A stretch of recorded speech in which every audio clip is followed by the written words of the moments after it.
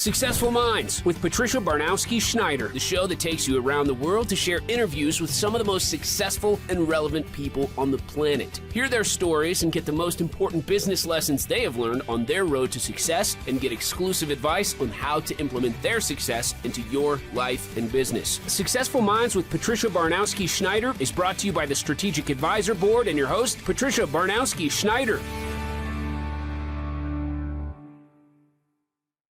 Hey, are you looking to scale your business from 5 figures to 6 figures or 6 figures to 7 figures? If you are, I have the perfect thing for you. What I want you to do today is I want you to go download a book. This book is going to take you through my 3-pillar system. It's 100% free. All you have to do is go to growfast.cash. I say again, go to growfast.cash and you're going to be able to download my free international best-selling book, which is called Be Good, Be Brief, Be Gone. You can take that book. It's going to help you scale your business to the next level. Again, go download it. Be good, be brief, be gone. Growfast.cash. I say again, growfast.cash. Enjoy. Hello, and welcome back to Successful Minds. I'm your host, Patty Baranowski-Schneider. Today, I'm joined by Kim Stevenson Farmakis, creator of Empowered Eating Method. So welcome, Kim. Tell us a little bit about yourself. So I'm first-time mum at 38, currently pregnant with my second. I'm a 4th-ranked powerlifter with the IPL World Powerlifting. So my power-to-weight ratio for my bench press is phenomenal. Makes me number 1 here in Australia, if you can't tell by my accent. And I am someone that has been through the binge eating cycle. So when I talk about this stuff with your audience, it's coming from my own experience, but then also my 17 years as a personal trainer, life coach, and nutrition coach. So I've got both the experience, but also the hands-on ground level coaching women, particularly week in, week out, how to overcome emotional eating. That's awesome. So can you share the pivotal moment that led you to develop the Empowered Eating Method and how it's evolved since it began? So I had, in my teenage years and through my early adulthood, binged out of control, but also binge drank. And when we have some form of trauma or something that happens to us when we're in our childhood, it's very common to try and soothe those emotions with food or alcohol or binge shopping, gambling, any other unresourceful behavior. And for me, it was particularly eating and particularly binge drinking, which it's very hard to hide that when you can see it on a physical person, as opposed to something like gambling where nobody really looks at your bank account details. Mm-hmm. So the pivotal moment for me to actually get help was I was prepping for bodybuilding, which is that pursuit for perfectionism. And there's a big story around that is, for me, if I was perfect, everybody would love me. And it comes from my origin story, which is my childhood where my biological father left when I was 2. So I had to prove to everybody that I was perfect so I could earn everybody's love. And the ultimate of that, when you look at it from an aesthetics point of view, is bodybuilding. So I was 46 kilos for stage, which is absolutely tiny, and it was my goal weight. And that week before comp, I binged out of control because deep down, I didn't believe that I was worthy of success. Deep down, I didn't believe I was worthy of love. So I'm going to sabotage everything. And I tried psychologists because I knew that there was something missing, or there was, in my mind, something fundamentally wrong with me, but it was actually more the story that I told myself. So I tried psychologists. They didn't quite work. And I'm not saying that they don't work. They just didn't work for me. So then I went through hypnotherapy and life coaching. And that was the part that really transformed this unresourceful behavior I had around food. And I'm like, okay, so if I can break free from binging, then I can teach others to do it. And that's how I came up with the 7-step method and also wrote my book about it, was because I'd been through it and I knew that I could help other people come through. And it's that trifecta of results, is looking at the nutrition, looking at the training, which there are plenty of people that do, but it's also the mindset and what stories have you told yourself about what you've been through that creates this unresourceful behavior.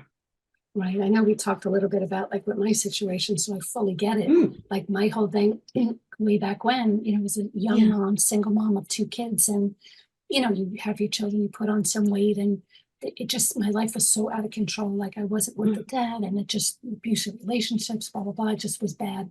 And I remember like I just started exercising because it just gave me something to clear my mind. And ironically, I started to lose weight. And I always thought I couldn't get below a certain point, but never really wasn't doing it for that.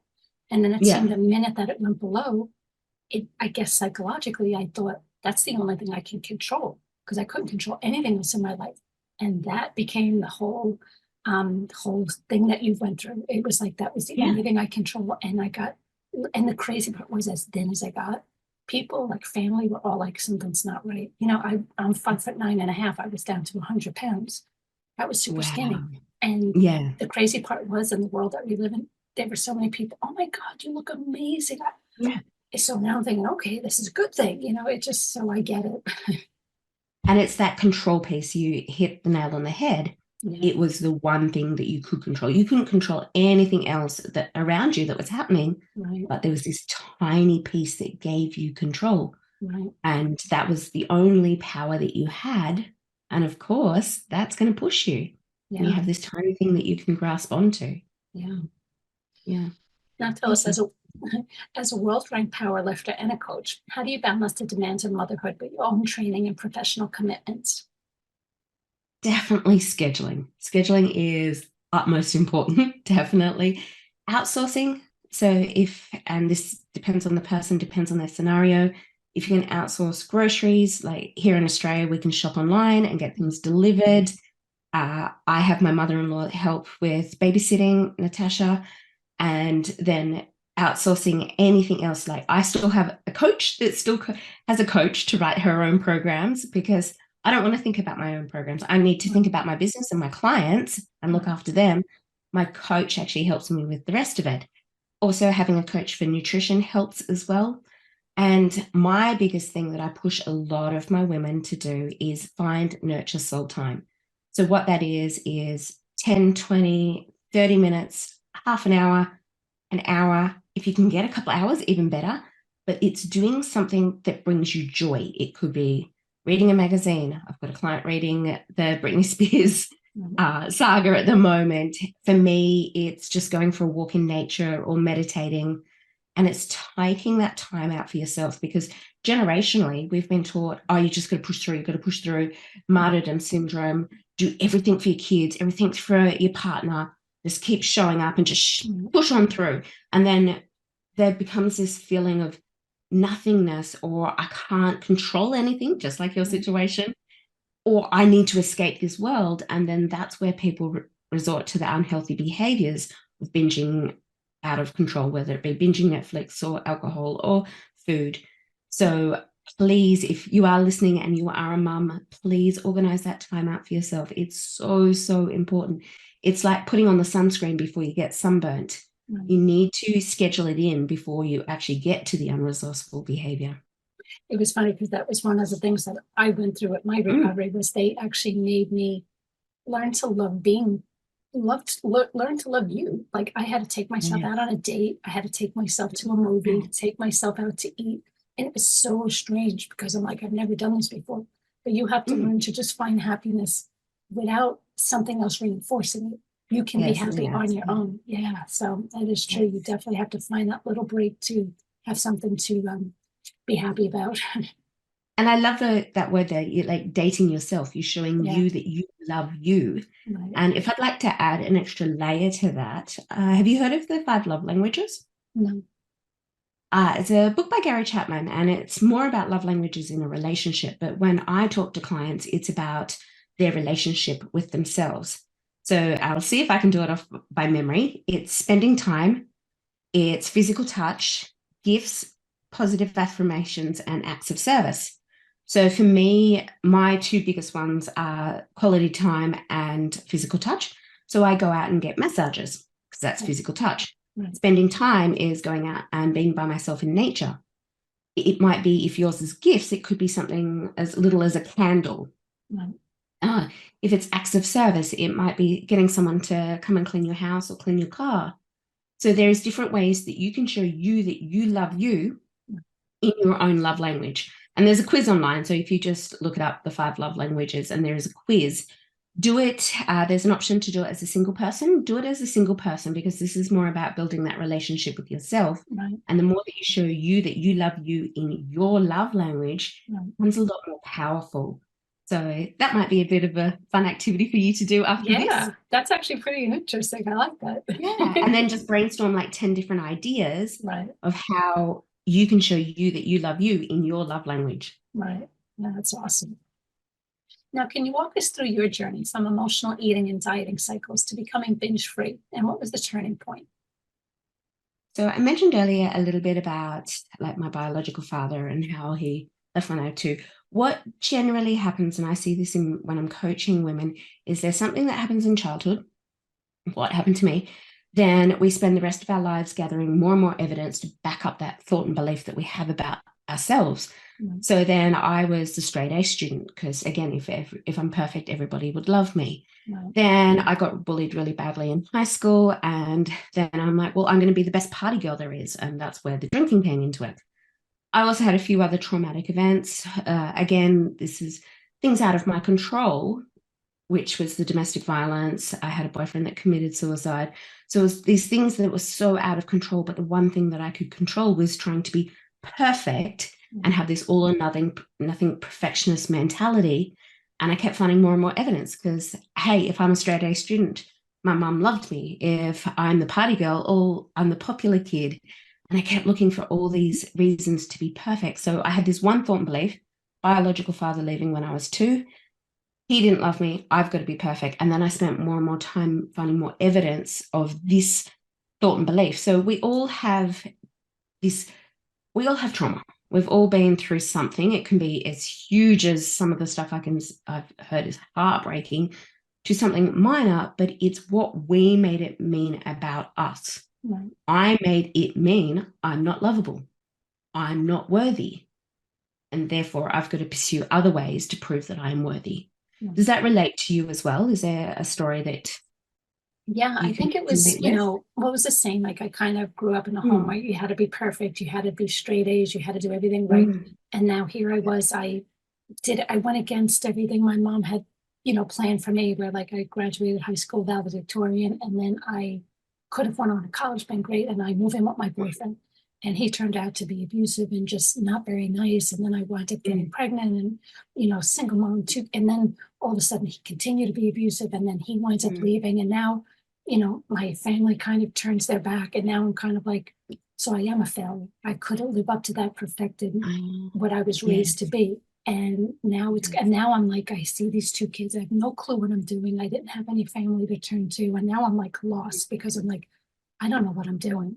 And it was kind of like, I was just, again, that was the only thing that I can control. Like, I had a job that paid the bills, but it wasn't anything that I was, it didn't warm my heart to go to work every day, but I had to work crazy hours, and it just got to a point. I just kept, the more I lost, the more, and then trying to be the perfectionist that I am, I studied everything about it. So I knew how to answer everything when people said it. I knew what to do, what not to do to be perfect at an anorexic. I mean, it was insane. And then you got a whole new respect for your body, because the anorexia turned into bulimia. Because now it gets to the point your body's meant to survive. So I would just eat everything that wasn't nailed down. And then I remember I ate an entire watermelon one day. And I got up, and just the fact of getting up, I threw it out. It's just the body. Not that I did it on purpose, but then I realized, wow, I feel so much better. And then that became the cycle. And it just reached the point that I was like, everything else in my life was falling apart, but I had this going, and I knew how to control it. I knew how to make it perfect, and I was all set. And it wasn't until the point had the escapism, and then the way to fix it. Yeah. And it just, I knew that my kids had nobody, and it just reached that point where like my health was falling apart. My heart was missing beats, and I realized that I'm going to die. And then who's going to raise my kids? And that's when I said, I need to get better for them, because I can't leave them like this, But it is crazy how you make up this stuff in your head that I'm perfect at this. I am. My mom always said I had to be perfect, and now I'm perfect at this. See, I've got it. All the things to be perfect at. Yeah, but it's funny what the brain will latch onto and create. And and I get that. Like, I had issues with laxatives because in my teenage years, and that was also the trigger when I went through bodybuilding. I was back to taking laxatives, and I'm like, no, this is wrong. I know fundamentally this is wrong. I've got to get myself better. And thankfully I did, because now as a mum at 38, so I was doing this in my 20s, now at 38, I know, well, now 41, I'm not passing on those unresourceful behaviors to my daughter. That was a big driver because I had a failed marriage as well. So again, that was that whole, you've got to be perfect for everybody to love you. And with a religious upbringing, you don't fail a marriage, you don't leave a marriage. So there's all these layers of failure. And then for me, I knew that leaving my ex-husband, I had to deal with all this stuff. Otherwise, I was going to repeat all that behavior all over again. And if I ever wanted to have kids, I don't want my kids to go through what I went through, and I don't want to pass those unresourceful behaviors on to them. And I now confidently can say that I won't do that for my daughters. Daughters coming. And I know that for some women, we have to leverage that like you did for you. It's, I can't do this for myself, but I know I can do this for my kids. Yeah. And that sometimes is that little piece that I use in coaching just to help these women. Because then once you get the ball rolling and the habits start evolving, the new resourceful ways of dealing with the emotions and the escapism and the perfectionism and everything, then they keep practicing that, and then it becomes something for themselves. But to start with, sometimes it's the kids. I use that as leverage, but it means that I'm breaking the cycle and I'm helping them break the cycle. Well, it's crazy because thank God now I'm better. But of course, now I have all the guilt because when they were little, again, it was just I was the only one there. And when we came home, I had to be preoccupied. Otherwise, I was going to eat. So it was like cleaning every single day, clean. Kids staying home, we got to clean. I'm busy, I got to clean. And, so now I wasn't really there for them. Now I was there physically, but mentally I was so preoccupied. I got to do this. Because if I don't focus, I'm going to be eating it, and if I don't focus, I don't deal with the stuff that's actually causing this behavior. So it almost became OCD cleaning and that whole badge of honor, I'm busy. And I'm sure your listeners will relate to the obsessive cleaning, that I'm so busy, but it was just a cover story so that you didn't deal with what was actually driving the binging behavior. So crazy how your mind works. You get a whole appreciation for it now. It makes my job very interesting, and I absolutely love it because no one person is the same. There's some similar concepts and some similar behaviors and patterns, but everybody's story is different, and I find that fascinating. Humans are so fascinating. So I guess speaking of other people, in your book, Empowered Eating, Binge Free Forever, you outlined 7 steps to overcome binge eating. So can you give an overview of these steps?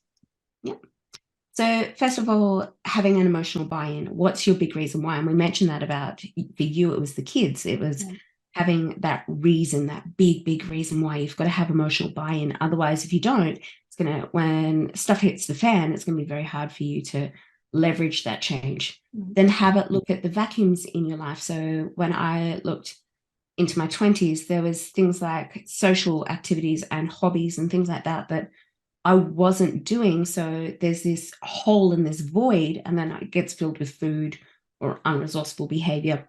So look at the vacuums, find out what your limiting beliefs are. Like we mentioned about the perfectionism. For me, underneath the perfectionism, I'm not worthy, I'm not lovable, I cannot succeed because of what's happened to me. Then writing the forgiveness letters. And forgiveness letters, I'm just going to say, they don't condone or make the behavior of the perpetrator okay. It just sets you free from drinking the poison.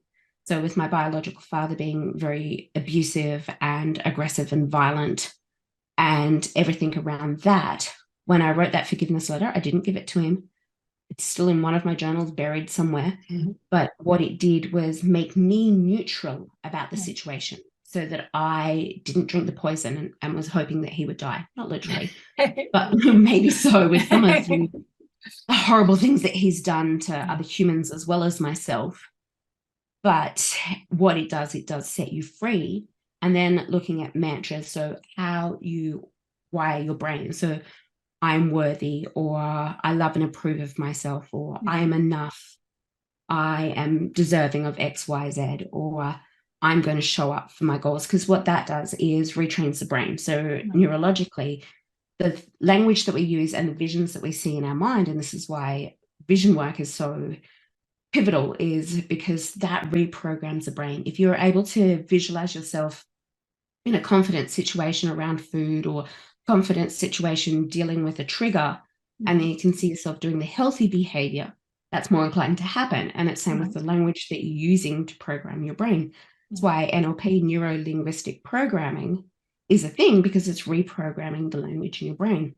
Then the nurture soul stuff, which I have spoken at length about, putting the sunscreen on before you get sunburnt. And then things like decluttering emotionally, so all the stories and beliefs and things that have happened to you, but also decluttering physically. Like if I've got a client that's sitting on a plateau when it comes to shifting weight, and I say the words shifting weight, not weight loss, because when we lose something, we go and try and find it. So we shift weight, we shift it, or release it. Yes, very, very important with language. And clients will hit plateaus. I'm like, go find something to clean or declutter. And then it just opens up that energy to then be able to move forward. And then that's usually what gets them off their plateau. And then I do want to share an extra, and it's not in my book because I developed this much later, but the 7 empowered eating sabotages. So these are these underlying beliefs that we have about ourselves. And they show up with things like abandonment, people-pleasing behavior. That's a big one. I see that so much. Or the martyrdom syndrome. I've got to work hard. What was that one? What was that one? People-pleasing, or the martyrdom syndrome. Yeah, that one. What is that? Yeah. So martyrdom syndrome is where and it comes back to, if you look at the work by Tony Robbins, the 6 core needs, if I put everybody else's needs before mine, and it's very much a generational thing, then I must be a good human. I get to tick that box in life that I'm a good human because I'm putting everybody else's needs. Actually, underneath that is you're driving from this need of feeling significant. And some people, it's actually, well, look, I'm better than that person because I'm putting everybody else's needs. So I must be a good human. So look up the 6 core needs by Tony Robbins. It also helps you understand what drives a lot of your own behaviors. So the martyrdom syndrome, that I must work hard to achieve results, and it's the only way. The fear of being unsafe. So that could have been something that happened in your childhood, and therefore you're not safe. There's a bit of a trigger warning. So especially those that have been sexually assaulted, they will have a marshmallow suit or a layer of fat around them, because that's protection. Because if they're physically bigger, people can't hurt them. But also if they're physically bigger, people aren't attracted to them, and they won't get that unwanted sexual attention, because from childhood, unwanted sexual attention meant that they're not safe, and it resulted in trauma. So if I make myself bigger, I'm not attractive to anybody. Therefore, I just fly under the radar. Escapism, which we talked a little bit about, escaping whatever's happening in your life, or not being willing to deal with the underlying reasons why you have unresourceful behavior. And definitely, obviously, the perfectionism and the all or nothing that we've spoken about as well. That they're the underlying drivers that I find that are quite common. That you might find that you have a few others, but they're the big ones that I find in my line of work that people are soothing with food. Yeah.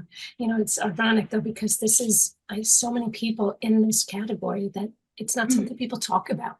It's like, especially me, I made sure I had it all under control to not talk about it. But if people say I'm depressed, I'm having a bad day, they'll talk about that. But this is something that not many people talk about. And, it's good to know that you're talking about this and showing that you're survivors, but you're not the only one.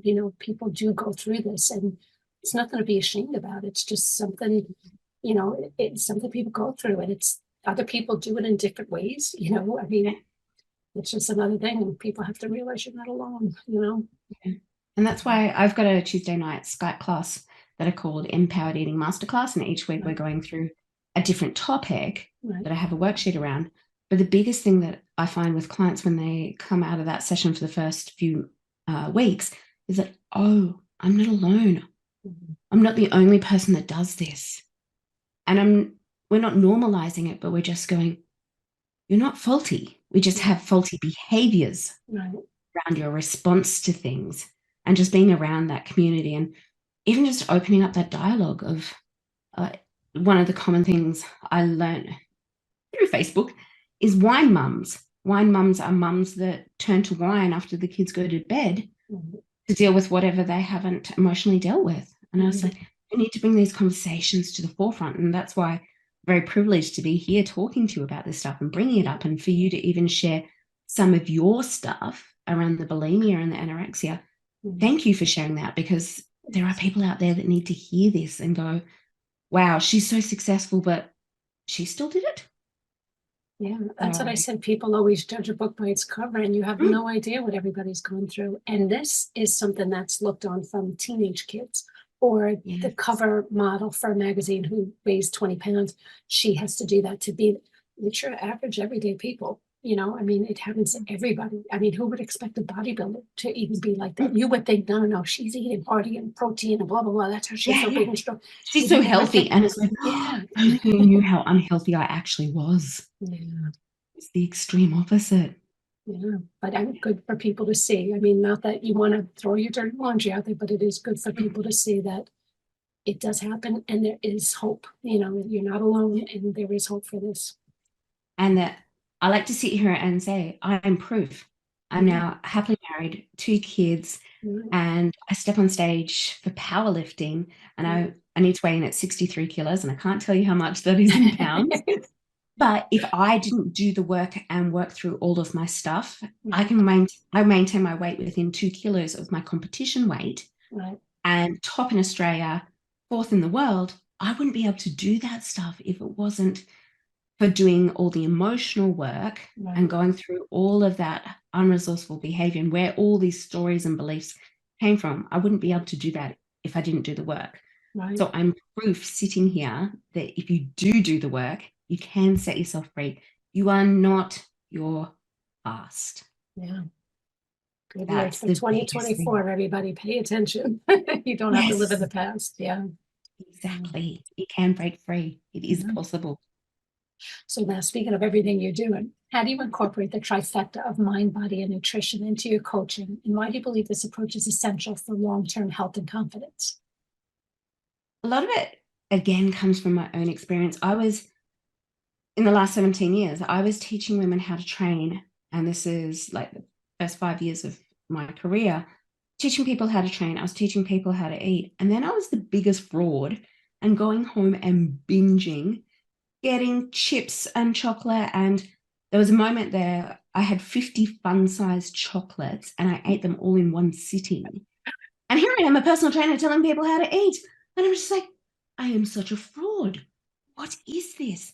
And then that led me down the road of discovering, well, I went through a few psychologists and then found, well, that's not working. I've got to find something. And that's where that trifecta of, we do need to look at what we eat. We definitely do need to look at our training and our movement. But the biggest thing is actually our mindset and why we sabotage our results. Why is it that we do this? And it comes back to those origin stories from our childhood. Those things that we made mean something about us. We made it mean that we're flawed. So when it comes to coaching, I have face-to-face clients here in Canberra in Australia, but I also have online clients, and I have the Tuesday night class with us. And some of my clients will flip between doing Skype PT and then also doing a coaching call, because the coaching call is the hour-long mindset stuff. And I've got the 7 steps, which I've also written an online program around, is to go through each single step as to why they're operating the way that they do. And then obviously we look at the nutrition side of things and the training. So it all gets in one big support network to be able to move people forward.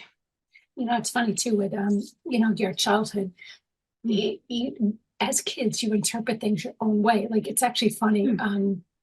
My son now, he's 34, and as kids, like, I had them watch videos and, you know, like Stranger Danger and all this stuff. And I remember like having a conversation with him one time, and he's like, "Oh my God, you traumatized me making me watch this thing." And I'm like, "Oh my God, what did I make him watch?" And I look at the video again and I'm like, "That's what you got out of that?" Like, as a kid, you interpret things different, but just in life, if a parent, you know, whether they're scolding, whatever they're doing. Looking to grow your business beyond 5 figures, 6 figures, 7 figures plus, what I want you to do is go download this book. The title is called Be Good, Be Brief, Be Gone. It will help you grow your business past 5, 6, and 7 figure. Go download the book today, growfast.cash. I say again, growfast.cash, and download the book for absolutely free. Generations have changed. So when you think of how each generation was brought up and raised, and, you know, kids are seen and not heard, you do as you're told, and working, you know, and then there's some big coding that needs to actually be decluttered. Absolutely. And as generations change, like, you have no idea the mental effect that even something as simple and basic as what you thought was great for the kids, how that affects them today. I mean, and then there's a lot of other families that have a lot worse things going on, but, you know, it really, for anybody who's struggling to just think like, "Oh, you know, I wasn't raped, I wasn't beat, I'm just making big issue out of nothing." It isn't nothing. It isn't nothing at all. It's, you know, and the stupidest little thing, I shouldn't even say stupid, but the simplest little thing can really, really impact somebody in a really bad way. So I always say there's no problem too big or too small. It's a problem, point blank, you know? So yeah, but something as simple can create a big thing, you know? I've got a story around that. I have a client that I worked with. She poured cordial down the sink. Who knows why? She's a kid. Kids do random things. Got a toddler. So her mum told her she was stupid for pouring the cordial down the sink. So she believed this one tiny line, "I'm stupid," and therefore, because she came to me because she was messing up her uni work and she was sabotaging her uni work. And that fundamental belief came back from that origin story of, "I'm stupid because I poured cordial down the sink." So we went back and reframed that. So as kids, we do make up all sorts of things, and you've got to give due weight to the little child brain. The little child brain doesn't quite get everything or understand everything. So it makes something up that may not even necessarily be true. So it's about telling yourself a better lie. Even as adults, we can go to, I don't know, see a tennis match, and you'll have an experience of the game and I'll have an experience, and I'll go, "So-and-so played so well." And you're like, "No, they didn't. They missed the ball this time and they missed this and they missed that." And we saw the exact same game. It wasn't that we saw different games. We just have different interpretations. We have different maps of the world. We've got different understandings. We've got different experiences that we come in with a different point of view and make a totally different story. So it's about going back and doing the work of looking at, well, what did little mini me, that little version of me, what did they make that mean? And actually, is there any truth to that? Let's go look at it from maybe a different point of view. And sometimes I do like helicopter work where I get the client to helicopter out and be like a friend or somebody else looking in on the situation. And then asking, well, what did that little person need? The girl that poured the cordial down the sink, she needed a compassionate, caring mother. So, okay, she needed a compassionate, caring mother. Then how does she be that for her?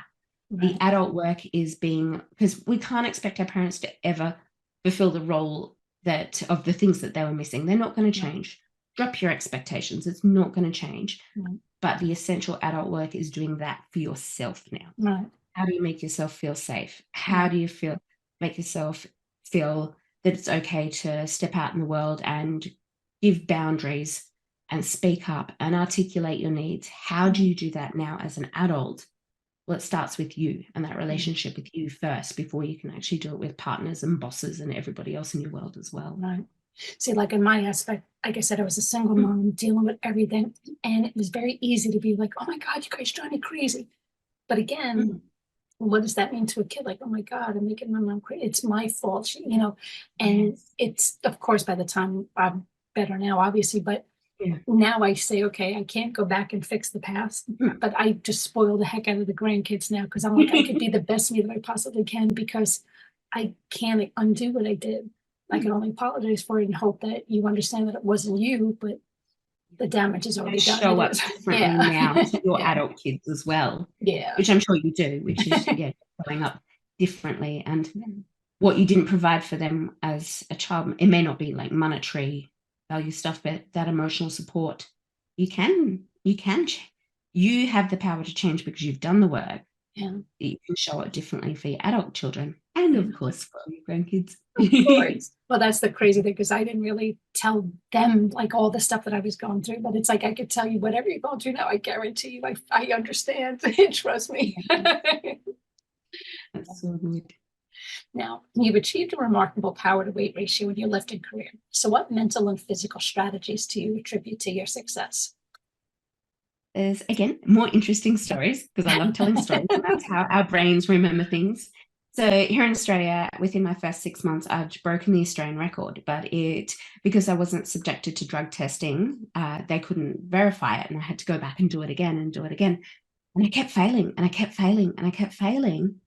And what it was, again, all that pressure that I'd put on myself to be perfect. Right. You can see the theme, it keeps running all the way through. So I had to work through that perfectionism stuff. And part of that, there was a lot of work that went into that, was going back and meeting my biological father and as an adult woman, realizing that I'd found that piece of the puzzle that was missing, but it didn't fit. And that was okay. It was okay that it didn't fit. And I took the power back and went, no, actually, I don't want you in my life. I thought I needed you. I thought I needed you to fulfill that hole that was missing. But actually, you're very, very violent, very negative, drug addict. Goodness knows what my life would have been like if I actually involved him in my life. So I took the power back and I said, look, no, you know what? I can actually move forward. I've got this far in my life without you. I don't need you in my life. And then that helped me then let go of that perfectionism stuff and then move forward to be able to then go on and break more Australian records and then go on to do worlds of, I think it's 6 or 7 worlds that I've done. Wow. One of them including 18 months postpartum as well. And I came away with gold for both masters and open lifters.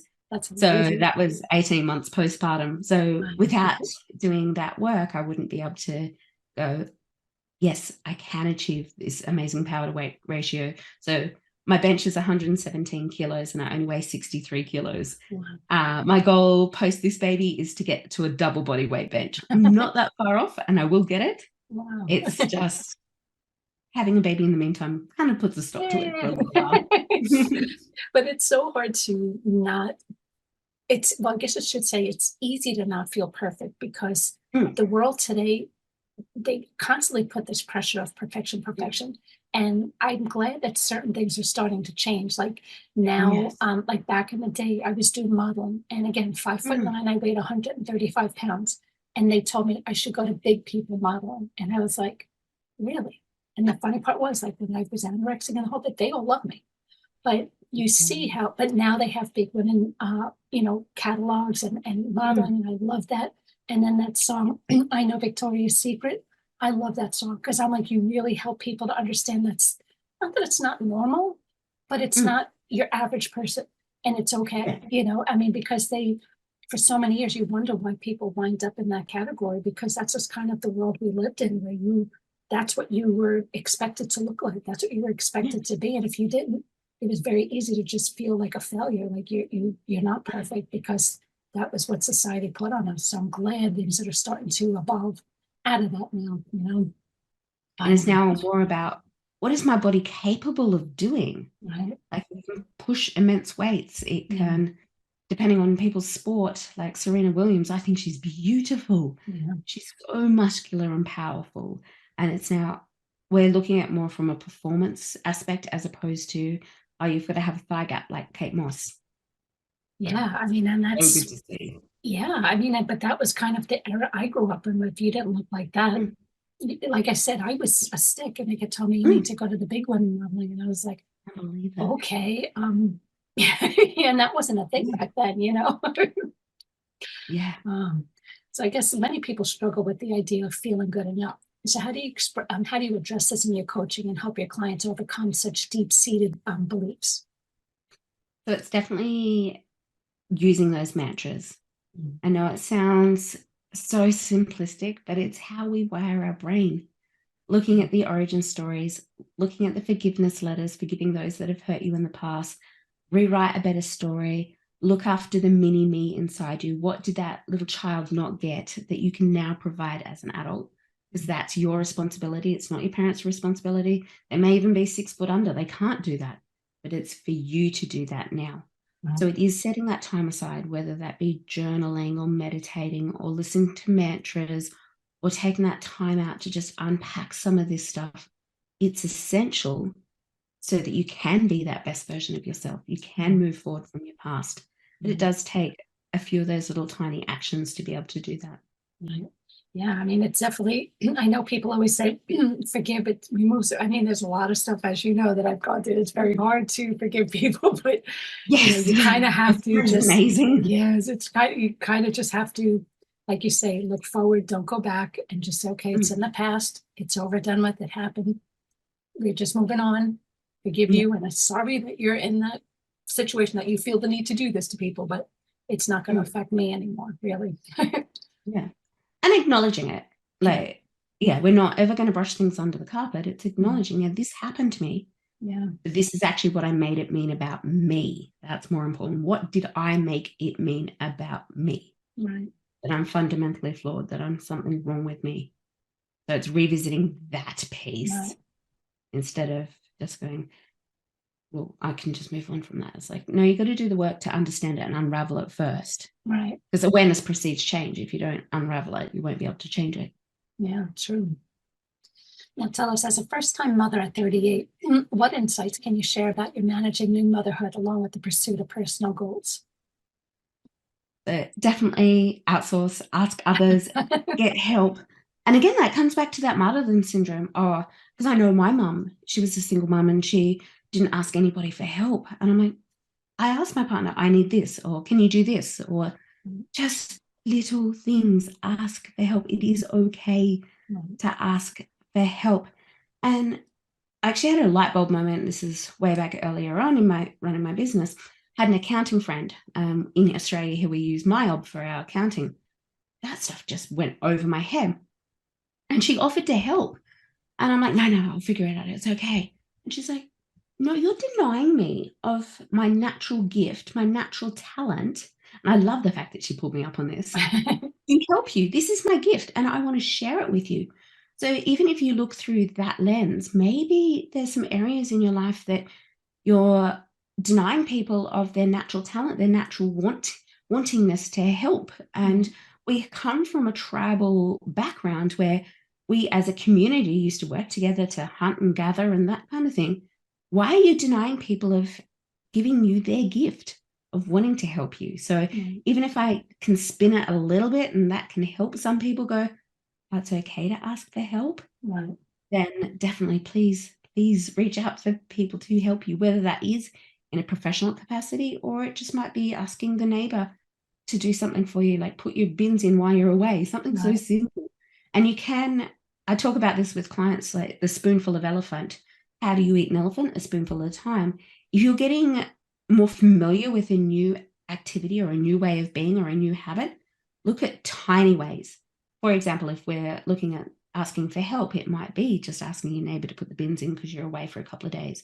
What are some little tiny ways to do the new behavior? And then you can get to the bigger stuff. And it might be saying, hey, partner, look, I'm really burnt out with the kids. I want to take half a day to go sit in the day spa. And I set that precedence very early on with my daughter. Like I got my nails done 5 days after she was born because I wanted to set that precedence that mum has time out for herself. Mum has nurture soul time. Mum goes out with her friends because I didn't want my daughter to grow up with that martyrdom syndrome like my grandmother had, my mother had. And then that's how they get into domestic violence situations. And I've broken that cycle is because it comes back to the I'm not worthy and I've got to outsource my self-worth to other people. I've got to do the people pleasing because I think I'm not worthy. Yeah. So, yeah, Yeah. there's layers and layers of all this stuff. Yeah. I mean, but I know like with me, it's the same. I hate asking people. I don't want to feel like a burden. But like Yes. yet the same with me. I love helping people. So by all Yes. means, like I don't want to intrude. But if you ask me, my God, I'm there, I'm helping, you know. So people shouldn't keep feeling like, I mean, obviously if you ask somebody for help and they're like, oh geez, you know, okay, don't ask them again. But for the most Find part, somebody else. yeah, for the most part, most people are totally willing to help. They just, you're not being a burden. They actually get pleasure out of helping you. Yeah. Yeah. Why deny someone of that dopamine response Yeah. of, oh, I got to help Patricia today? Yeah. You're denying that person of that joy. Don't do that. Well, that's the same with like, you know, my son and my daughter-in-law, they live, you know, and I'm always like, listen, just, I know they don't want to be a burden, but I'm like, listen, I don't mind picking up stuff for you and I'll bring them to you. Honestly, I'd be happy to. And I know they're always like, no, we don't want to be a burden. Trust me, you're not being a burden. I would love to help you guys because I wish I had that help when I was younger. I didn't have it, you know? Yeah. And then also maybe imparting with them the wisdom that I now have strong boundaries. If I couldn't help you, I'd be able to tell you that. I Yeah. can speak up Yeah. and stand in my space and say, because I had a client going, I don't want to be a burden when she was, because I allow my clients to message me whenever, especially if they're in the throes of a binging issue. And last night, it was Friday, and she's like, I didn't want to bother you on the weekend. I said, I have strong enough boundaries to tell you that if I'm busy, I'll let you know, look, I can't really help you right now, but I'll respond XYZ tomorrow, because I can actually stand in my space and say what I need. Right. So maybe that might be the next step when they say that they don't want to be a burden. You go, well, no, I've got strong enough boundaries to be able to tell you when I can't do it. But at this point, I can. And I've got the space or time or money or whatever resource to be able to help you right now. And I'm willing to do it and I want to do it. Awesome. Very good advice. So now what advice would you give to someone who feels trapped in the dieting merry-go-round and is looking to break free from it for once and for all? And what I find with most people, they haven't done the mindset piece.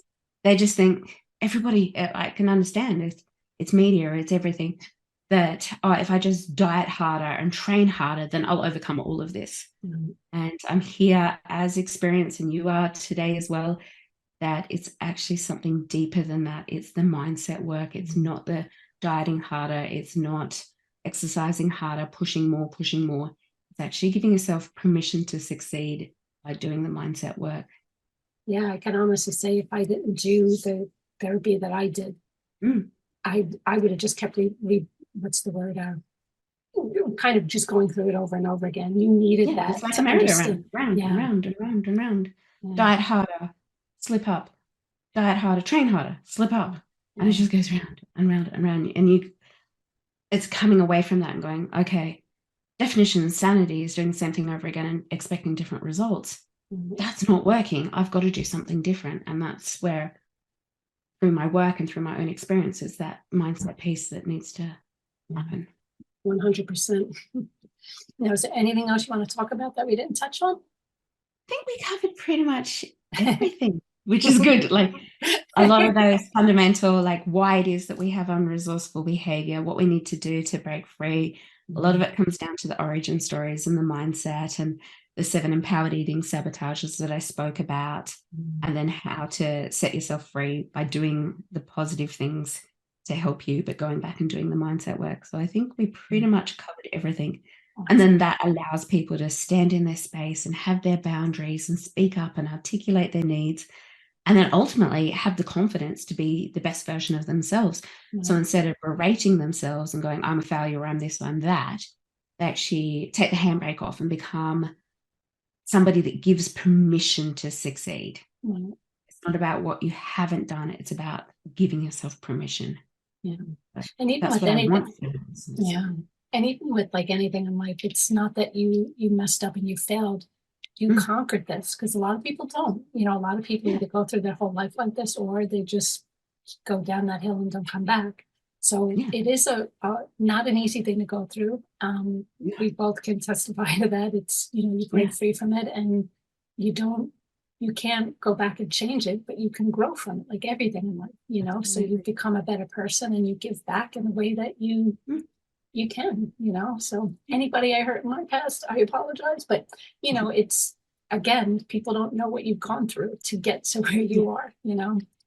So and there's no such thing as failure. It's only feedback and learning. Right. Okay, take what has happened to you and then find the feedback and learning.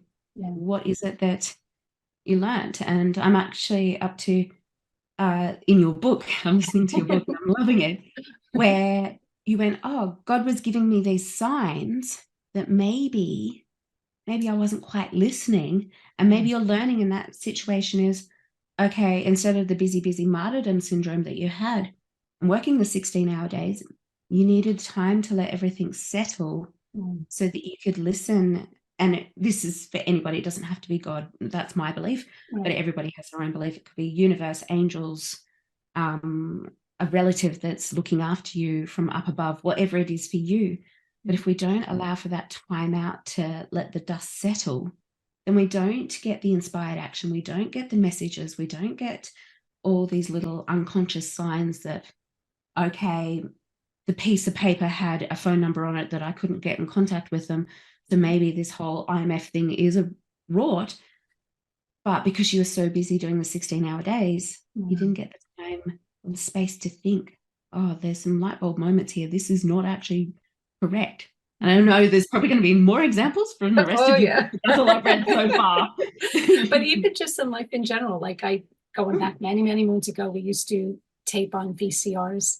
So we had VHS tapes, blah, blah, blah. Yes. So I had all these videos of the kids when they were babies. So I just transferred them over for them. But even looking back, like, awesome. yeah, it was a lot of work, but I finally did it. But, you know, here I was going through all of this because I was so stressed out with so much responsibility, so much stuff going on. And then when I look at these videos, I just did them this past week.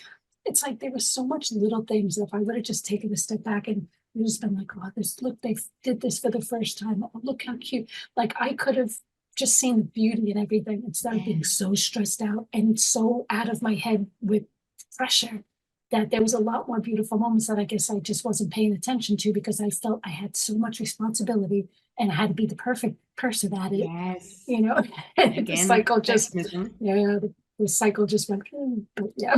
So people have to just take a step back, relax. Yes, 100%. Because we've got constant cortisol going off. Our phone goes off, an alert goes here, the email here.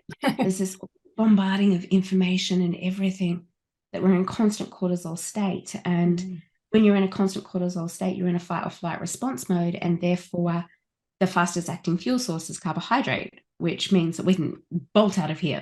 We're designed biologically like that because we had to run away from bears. Threat, stress, cortisol. Okay, get out of here. Then I've got to run. So I need glycogen, which is carbohydrate, to do so. And then when you no longer have any glycogen left in your body will chew your muscle stores. And then you'll never touch your fat, your carbs, and your fats in your body, and you'll never change your body composition because you're looking for glycogen or breaking down muscle and never touching fat because that's a slow releasing fuel source. So when people say, oh, I can't lose weight, it's like, well, let's look at your stress, look at your cortisol. And where in your life aren't you being present? It might be leaving the phone in the bedroom somewhere completely different, or as you said, like just even relishing in those beautiful little moments. Yeah, that's a way of bringing down that cortisol level.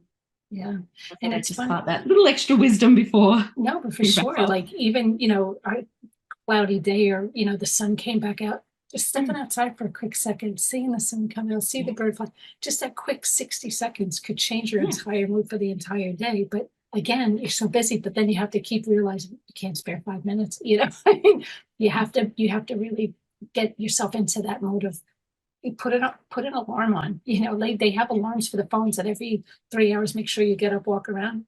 Maybe every 3 hours, take 5 minutes. Yeah.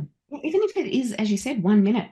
Stepping outside, what can I hear? 5 things that I can hear, 5 things that I can see, and 5 things that I can feel. I feel the warmth of the sun in my body. I can feel the ground. I can feel my shoes, or hopefully bare feet if you're outside on grass, because that's so nurturing. And I can hear the birds. I can see the clouds. Just that would take you a minute. We've got 1,144 minutes in a day. And if you took 1 minute every couple of hours, it's not going to break the bank. Yeah, for sure. Yeah, it's good advice for everybody. So how can people get a hold of you and learn more about you? Okay, so I've got my website, transformationsbykim.com.au. Or no, .com, actually, sorry, .com. I'm going to post Then Kim Transformations by Kim. My Facebook page is Transformations by Kim. My Instagram is Kim Stevenson Farmakis. And then on my website, you'll find my Empowered Eating book, which I think this might end up going back to front, but that's my Empowered Eating book. So that's got the 12 steps in it, and it's actually my story, clients' stories, and then there's activities to do as well, so that you can do it in a more practical sense. I also have my online course, which is available on my website. And then if you want to like just see what I'm doing in life, then Instagram or Facebook, you can see like how I live my life as a mother, but also I do quite a number of reels as well. And the reels are just like 90-second tips and tricks to help you somewhere in your life with your relationship with food, so that you do have an empowered relationship with food, that you can set yourself free from the past. The little tips and tricks that I just share along the way. And just to share with everybody, you work with anybody around the world. They don't have to be in Australia, right? Okay. So yeah.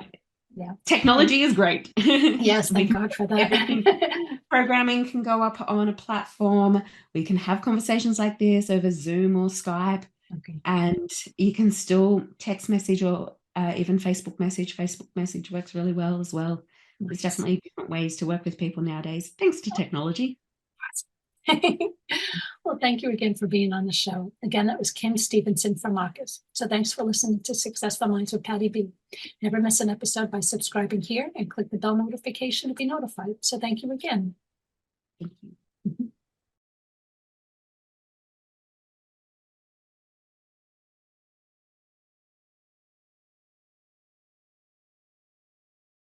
Hey, we all want to scale our business. Hey, I have the answer for you today to help you do that.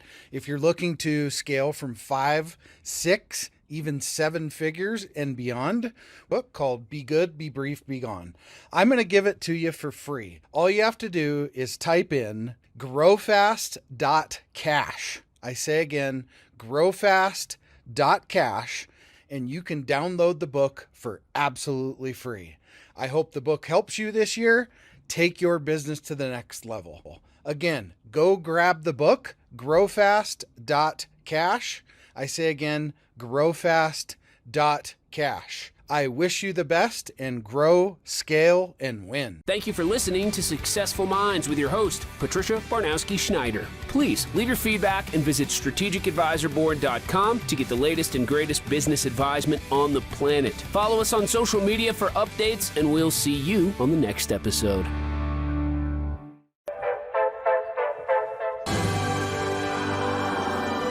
There it is. Magnum. Holy moly. Yeah, baby! That's what I've been waiting for! Dear God, it's beautiful.